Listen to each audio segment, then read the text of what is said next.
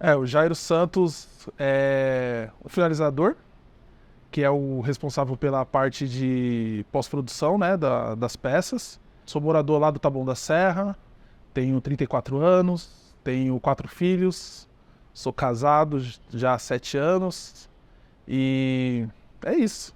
Acho que é uma boa biozinha minha.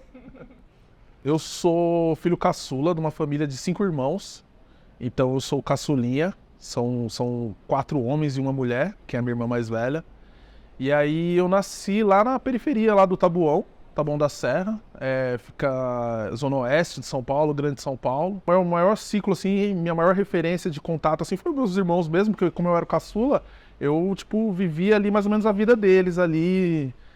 Me ensinaram a andar de bicicleta, me ensinaram muitas coisas.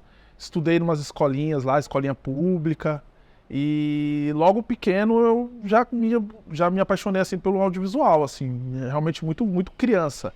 Eu lembro que uma das minhas memórias mais infantis também foi aquela novela Chiquititas. Você lembra aquela novela? E aí eu era viciado naquela novela, porque eu assisti todos os episódios e sempre que acabava um episódio da novela, eu ficava pensando assim, pô, o que será que vai acontecer no próximo episódio? Então aquilo ficava martelando na minha cabeça. E aí todo dia eu me fazia essa pergunta, pô, o que vai acontecer no próximo episódio? O que vai acontecer no próximo episódio? E já cheguei, inclusive, a finalizar uma novela. Eu fiz Escola de Gênios, do canal Gloob. E aí eu lembro que antes de lançar essa novela, a gente finalizou 4 temporadas de 26 episódios. Então eu matei a minha vontade de saber o que tem no próximo episódio, sabe? Uma coisa interessante também do meu tempo de estudo é que rolava aqueles lances de coordenador de classe, monitor de classe, e eu sempre era o coordenador de classe. E aí isso foi ficando na minha mente, sempre era coordenador, sempre era coordenador. E aí quando eu entrei pro audiovisual, eu comecei como operador de VT, videotape, só que isso foi com 18 anos. Quando foi com 19 anos, surgiu uma oportunidade para eu ser coordenador de cópias, e aí eu já fui coordenador. Aí com 19 anos eu era coordenador de 9 pessoas e sempre fiquei nisso, de ser coordenador. Acho que meio doido, né? Porque pouca gente quer ser coordenador, porque é uma maior responsabilidade, mas eu sempre trouxe isso um pouco comigo, da época de escola, então isso é uma coisa interessante também, que da vida inteira eu fiquei coordenando processos e pessoas. O que me influenciou em si mesmo foi a própria TV. Como eu falei pra você, eu gostava muito de novela, noveleiro máximo, SBT, Globo.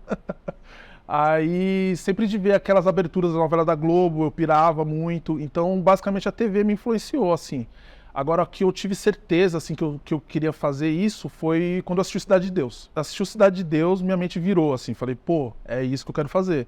E aí, eu falei, pô, quem é que faz? Fernando Meirelles. Pô, aonde que faz? Na O2. Aí eu falei, é meu objetivo de vida. Vou trabalhar no O2, vou trabalhar com o Fernando Meirelles.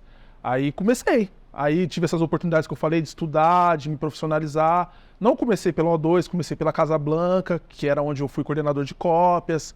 Lá eu tive uma introdução com entretenimento, cinema e tal. E aí eu fui passando por várias produtoras até que eu cheguei no O2. Trabalhei no O2 por 2 anos.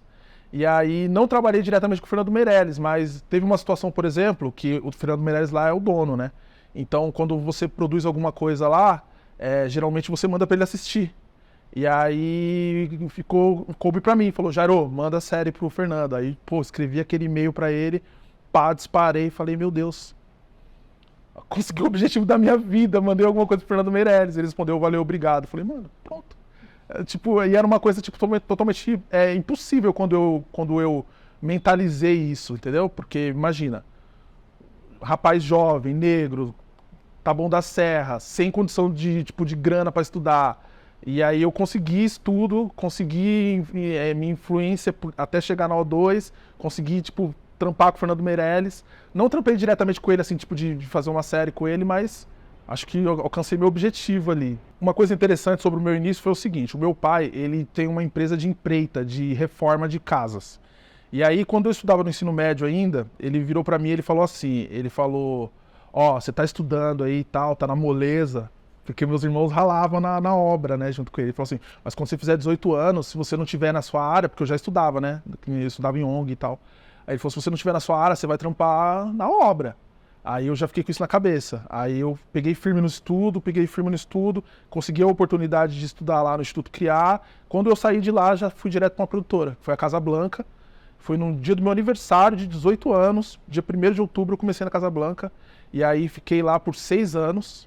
Comecei como estagiário, carregando fita, depois fui copiador, depois fui operador de central técnica, depois fui coordenador de cópias, depois fui coordenador de pauta. Aí lá dentro da Casablanca são vários núcleos, né? Aí mudei para o núcleo de entretenimento, onde eu pude trabalhar com longa-metragem.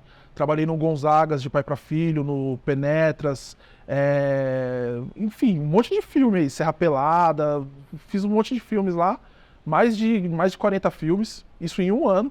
E aí eu fui para publicidade, que foi quando eu fui para Conspiração, que o Ricardo me convidou para ir para Conspiração. Aí comecei a fazer publicidade para a internet. E trabalhei 3 anos na Conspiração como finalizador. Aí depois desses 3 anos de Conspiração eu comecei a trabalhar como freelancer, não ficar mais numa produtora fixo. Comecei a trabalhar em diversas produtoras. Está acontecendo o quê? As agências estão produzindo mais os seus próprios filmes. Eu tive a oportunidade de acompanhar alguma dessas transições, né? A primeira transição que eu acompanhei foi quando deixamos de gravar na película e mudamos para o digital. O que isso interferiu no mercado em si? Grandes produtoras, grandes finalizadoras que eram tipo únicas no mercado que trabalhavam com película, como por exemplo a Casablanca ou a Cinecolor Digital, elas perderam o mercado para outras pós pequenas. Então diversificou bastante. Então tem muitas pós pequenas agora, que são as posts, né? E aí essas casas de finalização ganharam um mercado muito grande e agora está acontecendo uma nova disrupção no mercado, que é o seguinte: as produtoras estão perdendo um pouco de mercado para as agências. Por quê? Porque o processo de finalização simplificou tanto que já não é mais impossível para a agência ter um núcleo de finalização e produção dentro da própria agência, que é o caso dessa agência, dessa produtora que eu estou agora, na Massai. Hoje em dia, a qualidade de produção, ela não está mais atrelada ao tamanho da produtora, entendeu? Então hoje, pequenas produtoras, pequenas casas de finalização são capazes de produzir grandes peças, entendeu? Basta fechar o cliente. Você teve o cliente, você faz o que você quiser. Ainda mais com essa coisa de freelancer, né? Porque você não precisa ter equipe na casa. Então você fechou o cliente, você orça o freelancer. Então isso daí simplificou muito a capacidade de produção. Então você não precisa ter grandes estruturas para você fazer grandes coisas. Quando eu era criança, eu pirava na TV Cultura. E aí ficava lá assistindo aquele Doug Funny, era X-Tudo lá, tinha vários programinhas infantis. E aí entre um programa e outro tinha um programa de entrevista que se chamava Vitrine. E aí o Vitrine, ele mostrava só making off de produção audiovisual. E aí, um belo dia, assistindo o Vitrine, eu assisti um making off de um filme brasileiro, que é o Tainá, a Indiazinha Tainá, não sei se vocês lembram. E aí eu assisti o making off do primeiro filme, Tainá 1. E aí mostrou aquelas cenas assim, tipo, os caras com a câmera grandona, botando uma zarre numa canoa no meio do mar.